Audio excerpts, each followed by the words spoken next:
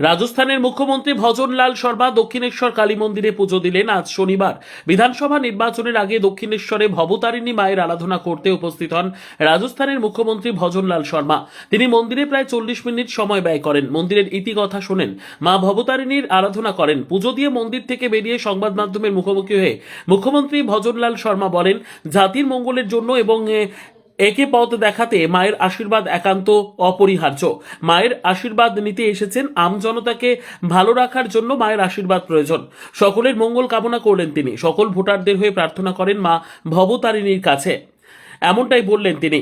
রাজস্থানের মুখ্যমন্ত্রী ভজনলাল শর্মা রাজ্যের আসন্ন ভোটকে সামনে রেখে 2 দিনের পশ্চিমবঙ্গ সফরে এসেছেন। গতকাল তিনি শিলিগুড়িতে বিজেপি প্রার্থী শঙ্কর ঘোষের সমর্থনে একটি রোড শোতে অংশ নেন এবং প্রচার করেন। এছাড়াও তার এই 2 দিনের সফর রয়েছে একাধিক কর্মসূচি। আজ তার বাংলা সফরের দ্বিতীয় দিনে বিকেলে দক্ষিণেশ্বরের মন্দিরে এসে ভবতারিণী মায়ের পুজো দেন, প্রসাদও গ্রহণ করেন।